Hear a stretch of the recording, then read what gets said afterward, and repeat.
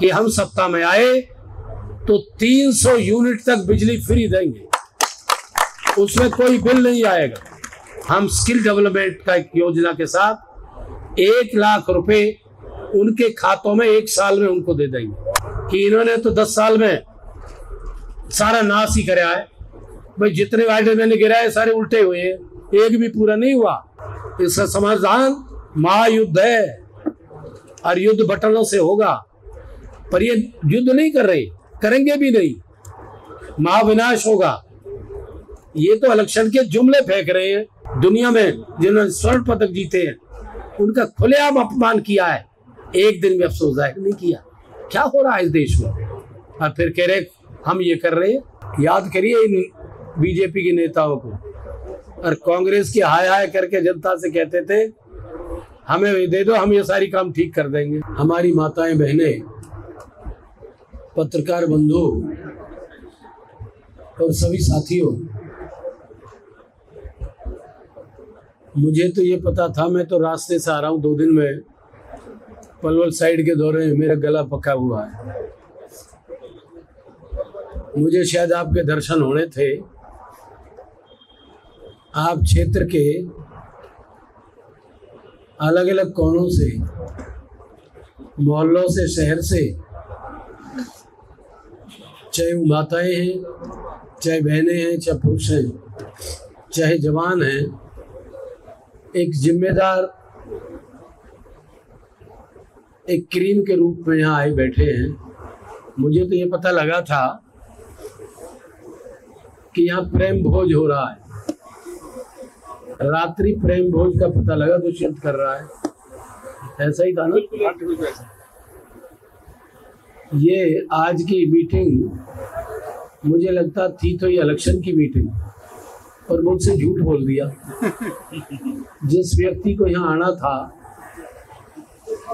उसने बोल दिया कि वो फंसा बैठा है मेवात में, अरे भाई मेरे जिम्मे ड्यूटी लगा दी। तो मैं तो एक सेवादार के रूप में आपके बीच में आ गया। हाथी के पाँव में सबका साथ है। देखिए, प्रेम भोज तो आप कर लेना, मेरी तो प्रार्थना 2 मिनट के लिए जरूर करूंगा कि इलेक्शन के उद्देश्य से ही मीटिंग प्रेम भोज शायद दुष्यंत ने किया है। ऐसा ही है ना? दुष्यंत ने किया है। ये विजय महोत्सव है जी आपकी। देखिए, जीत का जी, मैं आपकी भावनाओं को समझ सकता हूँ कि आप निश्चिंत होकर के निश्चितता का एक जीत का फतवा दे रहे हो इस भावना से, लेकिन जीत के लिए जीत में खुशी ना हो और कहीं तकलीफ हो जाए तो उससे अफसोस ना हो, ये भाव रखना चाहिए। जीत का जश्न कायदे के मुताबिक बाद में ही होना चाहिए। खैर, फिर भी आपकी भावना है, मैं आपकी भावनाओं को कमजोर नहीं करना चाहता। मैं 2 बात कहूँगा। आप यहाँ जो बैठे हैं, इसका उद्देश्य इलेक्शन ही है, मैं समझ रहा हूँ। देखिए, मैं उम्मीदवार आपके बीच में कांग्रेस और आप पार्टी का गठबंधन का हूँ, जिसे इंडिया गठबंधन कहते हैं। सच्चाई ये है कि मैंने तो टिकट के लिए अप्लाई भी नहीं किया था और ये दायित्व विजय प्रताप को सौंप दिया था कि जवानों को मौका हमें देना चाहिए और हमें आत्मचिंतन स्वाध्याय करना चाहिए। स्वाध्याय समझ रहे हो ना? किताबों का ही स्वाध्याय नहीं होता, आर्ष ग्रंथों का ही स्वाध्याय नहीं होता। स्वाध्याय आत्मा का अध्ययन करना चाहिए। लेकिन भाई, चारों तरफ से जनता की आवाज, पार्टी ने सर्वे, और भाई मुझे आपके बीच में लाके खड़ा आपने कर दिया। जो सत्य जनता ने किया है और मैं उस दायित्व को निभा रहा हूं। मैंने फिर उसको स्वीकार किया, पार्टी के लिए और जनता के लिए। आज इलेक्शन में मेरे ख्याल 3-4 दिन बाकी है। कल प्रचार का आखिरी दिन है। परसों 23 तारीख को बंद होगा ये। हाँ 23 को सही, लेकिन असली तो काम कल ही हो जाएंगे ज्यादातर। खैर नरेंद्र मोदी, आप लोगों ने जिस उद्देश्य कार्यक्रम आप बना रहे हो उससे ये प्रतीत हो रहा होता है कि आप निर्णय तो किए बैठे हो, आप कांग्रेस और गठबंधन को ताकत तो देने जा रहे हो। आप भली बात ही समझ चुके हो कि प्रचार के माध्यम से आपने बहुत कुछ मीटिंग्स में देखा, समझा भी है कि 10 साल पहले जो परिवर्तन आपने किया था उसका चिंतन समीक्षा आपने की है कि जो आज सत्ता में बैठे इन्होंने इस प्रकार के वादे करके जनता को गुमराह किया है। सच्चाई ये है कि जिसे आज देश की जनता समझने लगी है। नोटबंदी की फैसला लेकर के जनता को गुमराह किया, काले धन को लाने के गुमराह किया, 15-15 लाख देने के लिए गुमराह किया और मान भी लिया इन्होंने कि भाई हमने तो इलेक्शन की तरह जुमले कर दिए, झूठ को भी स्वीकार कर लिया। ये बहुत बड़ी बात है। पेट्रोल डीजल 35 रुपए देना चाहते थे, जनता से वादा किया था। गैस 250 रुपए में देना चाहते थे, ये भी इन्होंने वादा किया था। और यहां तक कहा था कि अगर हम अपने वादे ना करें पूरे तो चौराहे पे हमें सजा दे देना, ये भी कहा था। स्पीचों की बात कह रहा हूं मैं, इनकी स्पीच जो हुआ करती थी।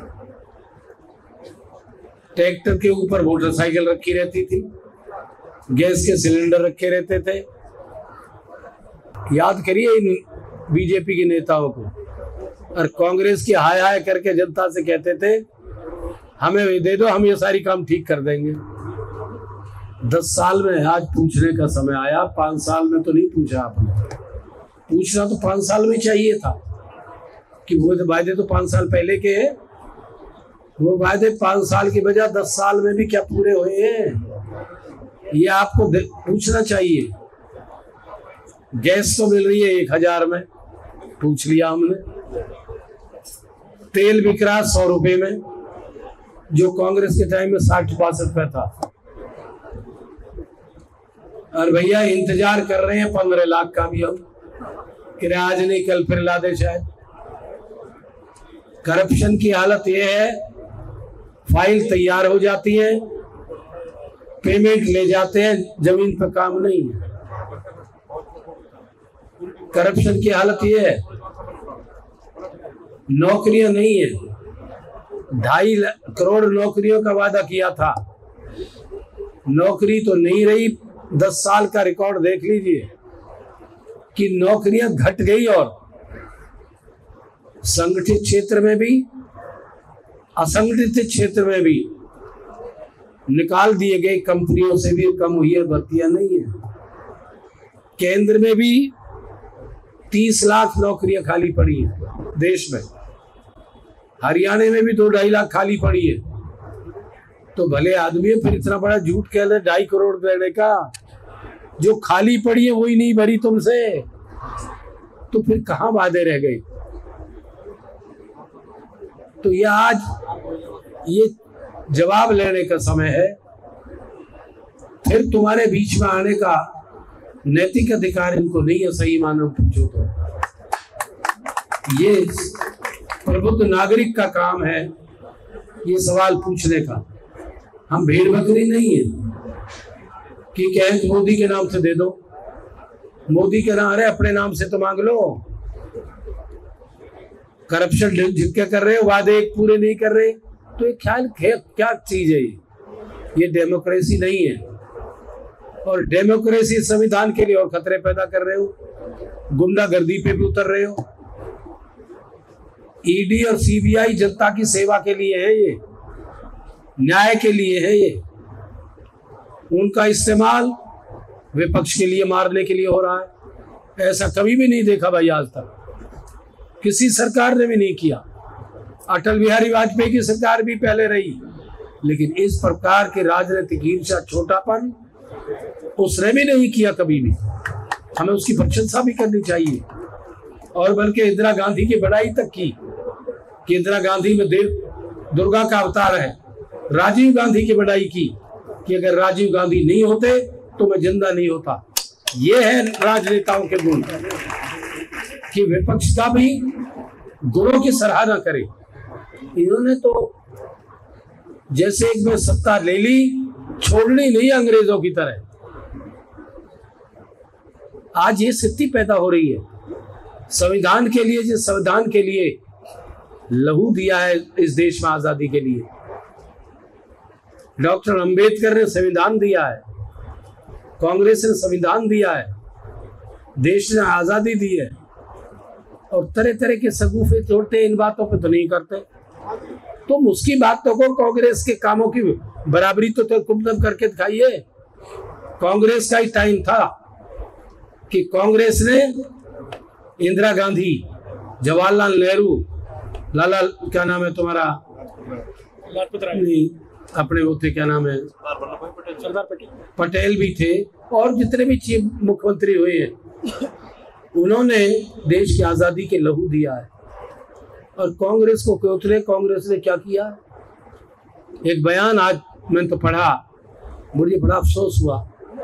मोदी जी जैसा व्यक्ति प्रधानमंत्री पद पर बैठा है, वो कहता कांग्रेस ने देश का नाश किया है, इसने परिवार और नेहरू जी ने ये किया है। अरे भले आदमी, तुम किस स्तर के व्यक्ति हो? ये बातें तो एक साधारण व्यक्ति एक गाली के तौर पर कहता है। कांग्रेस का इतिहास आजादी के इतिहास के साथ हमेशा जुड़ा रहेगा। लहू दिया है कांग्रेस ने, तो आजादी के लिए जवानियां बिता दी जेलों में। महिलाओं ने भी, कांग्रेसी महिलाओं ने भी देश की आजादी के लिए लहू दिया है। उन्होंने भी जीवन जेलें काटी है। उस कांग्रेस को पता नहीं इतिहास को क्यों धूमिल करने में लग रहे हैं। हमारी जनरेशन को इतिहास का क्या पता नहीं है, हमें इतना बेवकूफ समझ लिया है, यही काम बाकी रह गए हैं। तो आज राजनीति बहुत छोटे पड़ पा गई है, कामों पे बहस नहीं करते जिनका मैं जिक्र कर रहा हूं, इनको गाना गाते हैं। अरे किसान आंदोलन में सैकड़ों लोग मर गए, किसी ने अफसोस नहीं किया। महिला पहलवानों का जो इंटरनेशनल लेवल की दुनिया में जिन्होंने स्वर्ण पदक जीते हैं, उनका खुलेआम अपमान किया है, एक दिन भी अफसोस जाहिर नहीं किया। क्या हो रहा है इस देश में? और फिर कह रहे हम ये कर रहे हैं। मुझे तो को कह रहा सही गलत तो मुझे पता नहीं है भैया। कि अखबार में कई बयान दिया शाह जी ने, मतलब कितनी बड़ी वो जुमलों की आदत है कि जब निराशा इनको लगती है, मैं समझता हूँ निराश है, ये डर गए हैं कि गठबंधन आ रहा है, गठबंधन की सरकार देश में आ रही है, ये इनको महसूस हो चुका है, ये सच्चाई है। अरे दाब फेंक रहे हैं, क्या फेंक रहे हैं? अगर वो सही है, मुझे तो बताया किसी ने, स्पीकर का समय, अरे 15 मिनट में क्या जेल होगी हमारी? लोग बैठे, मैं तो समझा रहा हूँ, मैं तो कह रहा हूँ सुन लो भैया, तुम अपने फैसले कर लो। तो क्या कह रहा था मैं? 4 दिन पहले मोदी रोया था। हाँ, अमित शाह जी क्या कहते हैं? लेकिन अब के हम आ गए तो पीओके को ले लेंगे हम। अरे भले आदमी क्या बयान दे रहे, इलेक्शन में पीओके को 10 साल में तो नहीं लिया तुमने, ये 10 साल में लेके दिखा देते। क्या कह रहे हो? देश को क्यों तबाही के कगार पर ले जा रहे हो? पीओके एक ऐसी समस्या है, इसका समाधान क्या आसान है? इसका समाधान महायुद्ध है, और युद्ध बटनों से होगा। पर ये युद्ध नहीं कर रहे, करेंगे भी नहीं, महाविनाश होगा। ये तो इलेक्शन के जुमले फेंक रहे हैं कि लोगों को फिर बेवकूफ बना ले। वाह भाई वाह, हम पाकिस्तान मार के छीन लेंगे। अरे भैया, दूसरी चीजों की तरफ ध्यान दीजिए। कहा क्या कह रहे हो तुम? अपनी कमियों को छुपा रहे हो तुम। नोटबंदी से लेकर एक भी फैसला अगर सही हो तो मैं डिबेट करने को तैयार हूं भाई। नोटबंदी को तो गलत पहले ही साबित कर लिया, जीएसटी वगैरह सब गलत साबित हो रही है। व्यापारी निहायत दुखी है।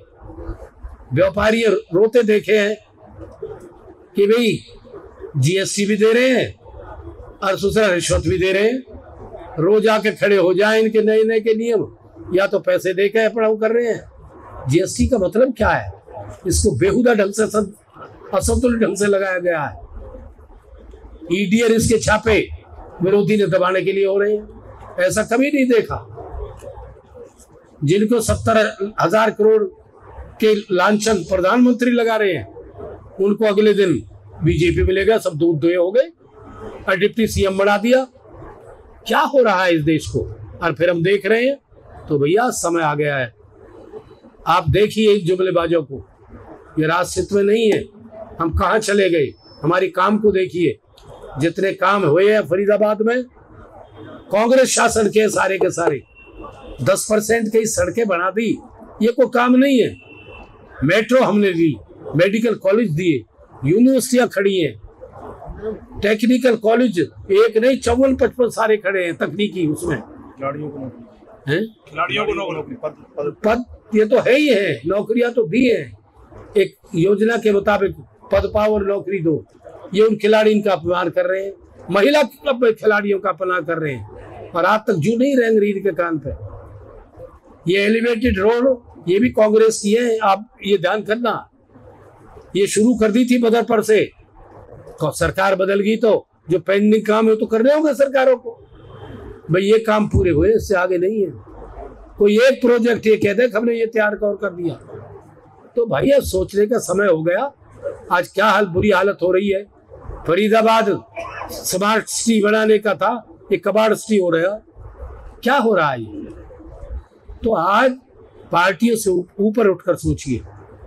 25 तारीख को अगर सही निर्णय नहीं लिया तो भाई हम 10-15 साल पीछे तो गए हैं, आग विनाश की तरफ भी बढ़ जाएंगे। ये हालत पैदा कर देंगे ये लोग। तो इसलिए मैं आपके बीच में हूं, मुझे आप अच्छी तरह जानते हो। मेरे पास 5-7 डिपार्टमेंट रहे हैं। 5 बार मुझे एमएलए आप लोगों ने चुना है।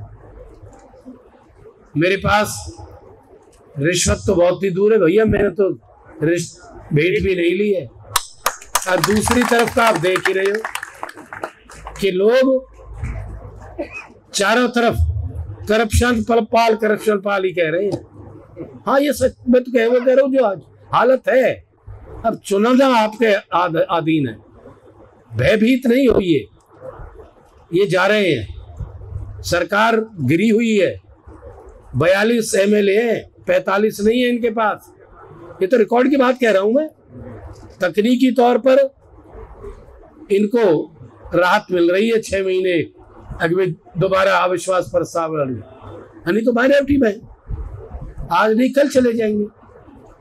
तो आज देश की जनता भी जाग रही है, हरियाणा की तो जाग रही है। तो आप अपने बद का इस्तेमाल कीजिए। अरे अच्छे लोगों को छांट लीजिए, चरित्रवानों को, काम करने वालों के लिए कि जो काम भी करें। हमने काम किए, ये हमारी योजनाएं पुरानी है जो हमने की है। बेहताशा बजट हमने सही लगाया है। तो भाई मेरी तो आपसे प्रार्थना है, आप प्रेम भोज तो करिए, लेकिन प्रेम भोज अपने भविष्य के लिए कहिए, सही गलत के लिए कहिए, अपने कर्तव्य बोध के लिए करिए। मेरी बात को मत सुनिए। मेरी बात में अगर सच्चाई है तो 2 दिन खूब सोचिए, निष्पक्ष सोचिए और फिर निर्णय ले लीजिए। मैं तो आपको भरोसा दे सकता हूं, हमारी पार्टी ने मैनिफेस्टो तैयार और किया है कि इन्होंने तो 10 साल में सारा नाश ही कराया है। भाई जितने वायदे मैंने गिराए सारे उल्टे हुए हैं, एक भी पूरा नहीं हुआ। हमें उसको ध्यान में करते हुए कहा किसान की भी, आम आदमी की भी स्थिति अच्छी नहीं है। आज देश के ऊपर जीडीपी का 82% 80% कर्जा है, जो एक रिकॉर्ड है। ये लबादा हो रखा है टीवी के माध्यम से। हमारे टाइम में कर्ज था कुछ 55 लाख, आज 205 लाख कर्ज है देश के ऊपर। कहाँ बैठे हैं हम? ये तो टीवी के माध्यम से प्रचार हो रहा है। टीवी जो है डंडा के उससे डर भी रहा है। और भैया पैसे की कमजोरी भी होगी जहां तक मेरे ख्याल है। तो हमने अपने घोषणा पत्र में वो कहा है, राहुल गांधी अध्यक्ष, खड़गे जी हरियाणा अध्यक्ष, हुड्डा जी वगैरह सारी जो एक घोषणा टीम है, उन्होंने निर्णय किया है कि हम सत्ता में आए तो 300 यूनिट तक बिजली फ्री देंगे, उसमें कोई बिल नहीं आएगा, आपको चोरी की आदत नहीं पड़ेगी, और गैस का सिलेंडर जो आज 1000 रुपए में बेच रहे हैं, इलेक्शन में ये कहीं गलती से दे दिए ना तो 1200 पार हो जाएगा। हमने फैसला किया है कि गैस का सिलेंडर 500 रुपए में हम देंगे। ओल्ड एज पेंशन 6000 रुपए एक व्यक्ति को हम देंगे, महिला को भी पुरुष को भी। आज जिस घर में दो है ना, तो उनकी इतनी सेवा करेंगे बाल बच्चे कि 80-100 वर्ष जिए। ये हमारे सोने के अंडा देने वाली मुर्गी बन जाएगी। राशनिंग का भी हमने किया है कि हम बाजरा नहीं देंगे भैंसों को खिलाने के लिए, 10 किलो गेहूं देंगे, चीनी भी देंगे, तेल भी देंगे और दाल भी देंगे। नौजवानों के लिए भी जो डिप्लोमा और डिग्री लिए बैठे हैं और 5-5, 7-7 हजार की मुश्किल से 8-10 हजार की 4th क्लास की भी नौकरी का अपने मजबूत है, नौकरी तो है ही नहीं, उसको भी हम स्किल डेवलपमेंट का एक योजना के साथ 1 लाख रुपए उनके खातों में 1 साल में उनको दे देंगे, जिससे काम भी करें और जब तक नौकरी मिले। 25 लाख का हेल्थ कवर भी हम दे रहे हैं। 25 लाख रुपए जो विशेष बीमारियों के लिए, हर एक व्यक्ति के पास इतना धन नहीं है, 25 लाख सरकार उसके लिए देगी। तो भाई अपने बहुत ऐसी योजनाएं हैं जिसे सरकार पूरी करेगी, आप संकल्प ले लीजिए। एक तरफ तो मेरी जैसा आदमी यार जो झूठ भी नहीं बोलता और जाके काम भी देख रखे हैं। भाऊजी, आज किशनपाल गुर्जर पर आचार संहिता को लेकर कार्रवाई की गई है, जिस तरह से सार्वजनिक स्थल पर बैनर और पोस्टर उनके लगाए जा रहे थे, क्या कहेंगे आप? इसका ये समझ लो कि ये तानाशाह है या प्रजातांत्रिक मूल्यों में विश्वास करते हैं, इसका आप सभी अंदाजा लगा लीजिए। आप लगातार अपने मंच पर भ्रष्टाचार का मुद्दा उठाते हैं। बल्लभगढ़ के एक व्यापारी को अगवा करके परी चौक ले जाया गया था, वहां कार दुर्घटनाग्रस्त हुई, तब पता चला कि व्यापारी का अपहरण हुआ है। क्या फरीदाबाद में आज भी आपको लगता है कि ये गुंडागर्दी विद्यमान है? सुने, प्रदेश में लॉ एंड ऑर्डर की स्थिति अच्छी नहीं है, कभी प्रदेश 1 नंबर का प्रदेश, प्लीज अरे सवाल कर लिया, पहले मेरी सुन ले भैया। 1 नंबर का प्रदेश हुआ करता था और हमारी सरकार का नारा था बढ़ते ही कि भाई या तो ये गुंडे बदमाश या तो बाहर चले जाएं, समझ रहे हो ना, प्रदेश को छोड़ दें और या गुंडागर्दी छोड़ दें। और 5 साल तक गुंडे की जगह नहीं मिली थी। ये तो यार तुम देख ही रहे हो, ये ईडी और सीबीआई का इतना दुरुपयोग कर रहे हैं, तो उनसे तुम क्या अपेक्षा करोगे? सर जगह क्या उम्मीद की जा सकती है? में आप जा रहे, कितना आशीर्वाद मिल रहा है आपको? तो आप देख रहे हो भैया, चारों तरफ जो है जनता बदलाव की तरफ बढ़ रही है, जनता गठबंधन की सरकार बना रही है और इनको चलता कर रही है। अब तो आखिर इनका इतना विरोध है सरकार का भी और नुमाइंदे का भी। सर किशनपाल जी को नया नाम दिया करप्शन पाल, मैंने नहीं दिया, जनता ने दिया भैया, जनता ने दिया। तो सुन रहा। अब चुनाव अपने आखिरी चरम पर है, महेंद्र प्रताप जी को क्या लगता है? वही सवाल जो आपके साथ भीड़ दिखती है, क्या लगता है कितने मतों से जीत? देखो ये तो मैं कोई ज्योतिषी नहीं, योगी नहीं, इतना जरूर कह सकता हूँ कि जीत अवश्य होगी। जनता इलेक्शन लड़ रही है, मैं ही नहीं लड़ रहा, मुझे तो जनता लड़ती दिख रही है, पर लाखों से जीत होगी, इतना कह सकता हूँ।